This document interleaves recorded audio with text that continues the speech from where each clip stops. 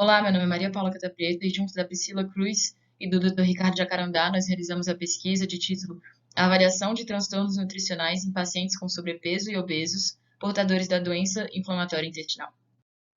O objetivo principal do nosso trabalho era avaliar a prevalência dos transtornos nutricionais nos pacientes obesos e com DI em um hospital universitário de Brasília. Nós realizamos um estudo observacional retrospectivo e a nossa análise foi por meio de prontuários eletrônicos. A nossa amostra possuía 143 pacientes que foram divididos em 3 subgrupos. Um grupo de pacientes obesos ou com sobrepeso e portadores de DI, um grupo de pacientes obesos e com sobrepeso não portadores de DI, e um grupo de pacientes portadores de DI e não obesos e sem sobrepeso. Dessa amostra, 69 pacientes possuíam a doença, dentre eles 28 tinham IMC maior ou igual a 25, 23 tinham IMC menor do que 25 e 18 nós não conseguimos coletar o IMC. Dos pacientes sem DI foram 76, dentre eles 30 tinham IMC maior ou igual a 25, 18 tinham IMC menor do que 25 e 28 também não conseguimos coletar o IMC. No nosso estudo, a gente usou um P significativo abaixo de 0,05 e dos nossos resultados obtidos, o ferro e a hemoglobina se apresentaram alterados nos pacientes com DI e IMC abaixo de 25. A amostra não foi suficiente para comparar pacientes obesos com DI e pacientes obesos sem DI. Aqui está uma tabela de todos os marcadores que a gente conseguiu avaliar, né, mas apenas o valor do ferro e da hemoglobina que tiveram um P significativo para o nosso trabalho. Os nossos resultados não foram exatamente como a gente estava esperando, em comparação com o que a gente vinha lendo aí nos artigos anteriores, nas pesquisas, em toda a literatura.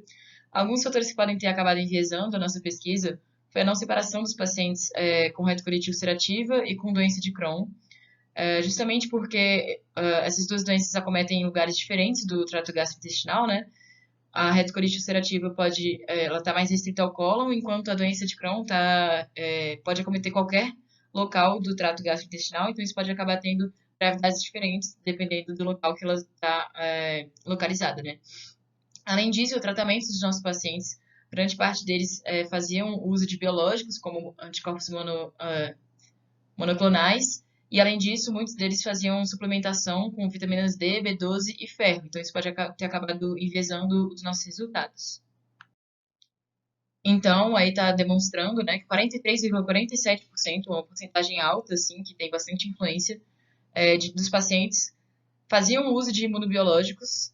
Além disso, 14,49% dos pacientes faziam suplementação com vitamina D, entre essas outras vitaminas aí citadas nessa tabela, né? Então, isso pode ter acabado influenciando mesmo nos nossos resultados. Outros fatores que podem ter influenciado foi o fácil acesso que pacientes em uma grande cidade, como Brasília, onde a pesquisa foi realizada, possuem a hospitais e a um acompanhamento multidisciplinar. Além disso, o grupo controle, ele tinha pacientes com outras comorbidades, como esteatose hepática ou síndrome do intestino irritável, o que pode ter acabado também afetando a nutrição desses pacientes e atrapalhando a comparação, né, dos transtornos nutricionais dos pacientes com a doença inflamatória intestinal. Então, a gente consegue concluir a necessidade de separar os pacientes com DI de acordo com alguns grupos, por exemplo, separar pacientes com retocolite ulcerativa de pacientes com a doença de Crohn, ou de acordo com o estágio da doença que o paciente apresenta, se ela está em recidiva ou em atividade, se ele está já em acompanhamento ou não, se ele faz uso de suplementação ou não, se ele possui um acesso fácil também a um serviço de saúde e a um bom acompanhamento.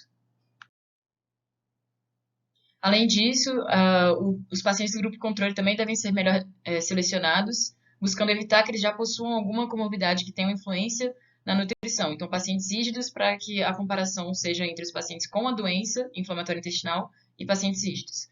Além disso, a nossa amostra foi uma amostra por conveniência, então talvez se ela fosse uma amostra randomizada, isso teria tido uma melhor influência assim, na nossa pesquisa.